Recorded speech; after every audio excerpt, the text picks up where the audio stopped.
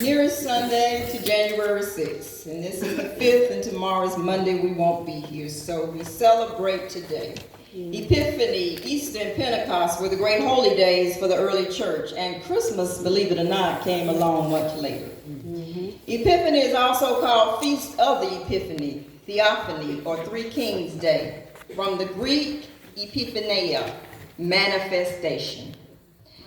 It is the manifestation of Jesus to us, the Gentiles, for we are Gentiles, according to the Jews. But this was the first manifestation of Jesus to the Gentiles. And it was represented by the Magi. Now, some of your texts may say wise men, three kings, but the proper translation is Magi. And this manifestation, occurred as one of three. The Magi, the baptism of Jesus in the Jordan River, and the first miracle at the wedding in Cana. All right.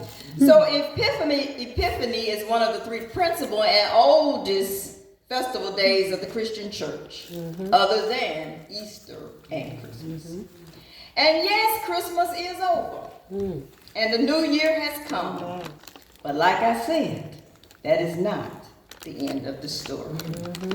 Because what we see in Christmas pageants and in the nativity is we see the baby Jesus, we see Joseph, we see Mary. We see the shepherds and we see the angels. And in most settings, you see the wise men. But guess what? The wise men, the Magi, the three kings weren't there. Well, Luke and other authors simply put them together to give us a complete picture, but they weren't there. And so, as we celebrate today, Epiphany Sunday, and I want to call it also a Sunday of rededication to the service of God. We will look at 4 themes, and then I want you to reflect out of these 4 themes, these questions. 1, what gifts will I present or rededicate before the Lord? Again, what gifts or gift will I present or rededicate today before the Lord? And question number 2, what glory will these gifts bring to God and to others? What glory will these gifts bring to God and to others? And so you can see from the screen that the text today and my topic is present your gifts before the King of Kings. Because our gifts are not our own. They belong to God. amen. And if we do any work in the church or in the community that does not honor God or is not of God, it is just simply work that we're doing. But God gives us the gifts to do and use to serve. And so we think in terms today of rededication. Because this is a small congregation. And from the amount of time that I have been here with you all, everyone in this church is doing something. Amen. But I've asked you this before. Is it what God is calling you to do? All right. And if it is, praise God. But maybe we need to look again and go back and pray and ask, am I glorifying God with what I do? And is it a gift or just something that I'm doing? All right now. And that's important, and I'll tell you why. Well, I'm going to make this short and to the point. But I'm not going to leave out what's important with these themes. You heard from the reading that Herod in the time of Jesus and after his birth. And that's why we know the kings or the magi weren't there. They came to Jerusalem, and they want to know, where is this child who has been born King of the Jews? And they ask this, they say, because we have observed this star at its rising and have come to pay him homage. Now, these are people coming from a distance. They weren't in Jerusalem or Bethlehem. They have seen a star. So they're also considered to be magi. 3 kings, wise men, but astrologers. Astrologers who were able to study the stars and know by the prophecy that a king of the Jews had been born. Where is this king, they asked. And so Herod, our brother Herod, he tells them and all his people that this child they've heard of was born in Bethlehem. Well. And so he wants them to follow that star and find the baby, but he doesn't want them to find the baby so he can go and pay homage. This is a threat. The baby is a threat to him because he has, like some other leaders in the world, absolute power. What do we say? Corrupts absolutely. All right. Now. He could have been a good king. But as he aged, he began to become more and more intimidated by someone he thought that would take his power. So he's not looking for the king for the same reason that the magi are looking for him. All right.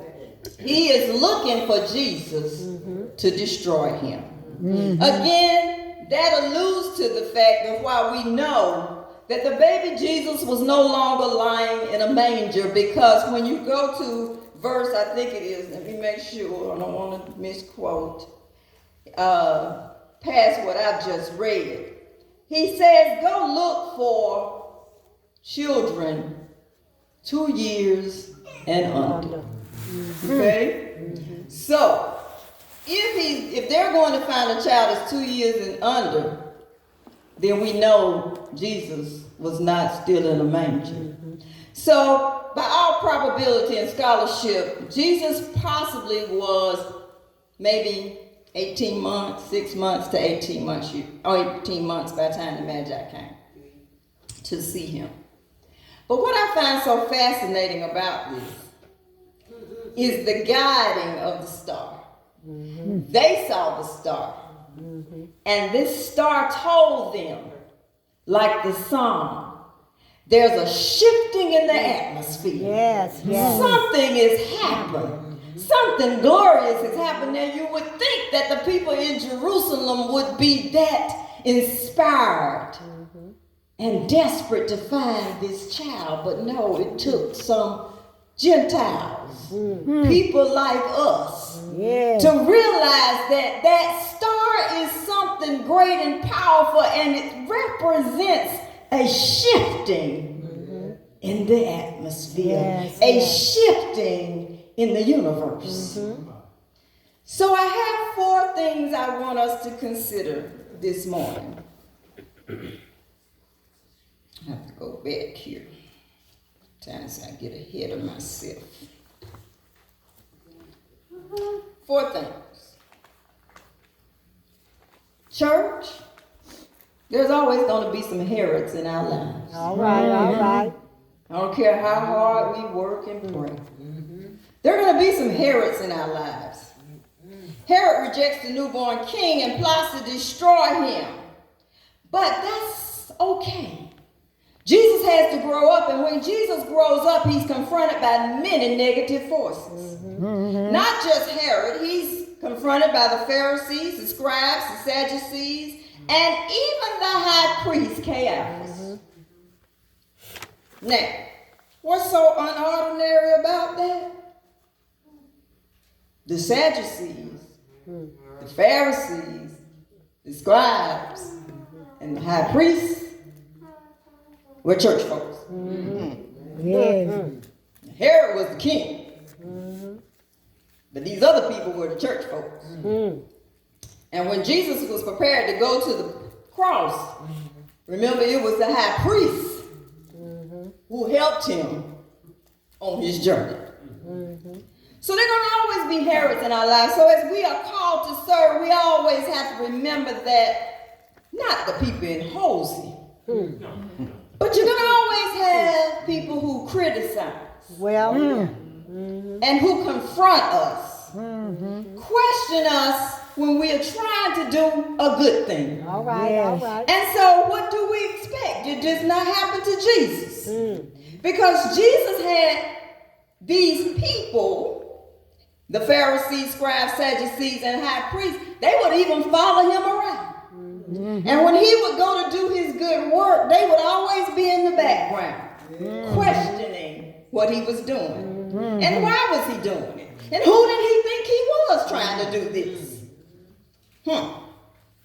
Herod will always be around. And sometimes, however, we become discouraged. Yes. We become discouraged because the harder we try to do what's right, situations and circumstances and people Yes. become our Herods. Yes. But my Bible tells me in Genesis 5:20 with the story of Joseph, what man intended to harm me, my brothers, God intended it for good. All right, all right. Good to accomplish what is now being done, the saving of many lives. Amen. Sure seems. And sometimes we can feel defeated by our circumstances. But Jesus, in the midst of all his circumstances, knew who he was and who he served and why he was sent. All right now. And so Paul reminds us in Galatians 6 and 9 not to grow weary in doing what is right. Well, Because he says in due season we will reap yes. if we do not faint. Amen. Yes, Lord. So, when they heard the king, they set out. The Magi did not allow anything to derail them from seeking out what? The newborn king. Yes. So then we go to point 2, the guiding star, which is the guiding light of Jesus, directs us to Jesus, his guiding star. And he that shifted, they've heard about him. And now, what? They want to go see for themselves.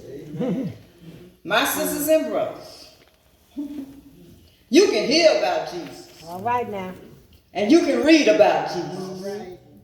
But at some point in your life, you're going to have to go see Jesus right for now. yourself. All right, all right. Amen.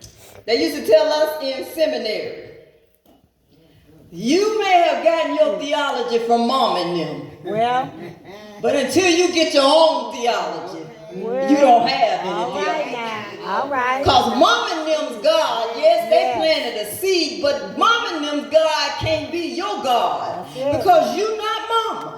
Amen. And what mom and them experience will be different from your own life. Amen. Amen. So you can, mom and them are supposed to plant those seeds, and they're supposed to introduce us to Christ. But that's just the introduction. The wise men, the Magi, they said, I want to see him for myself.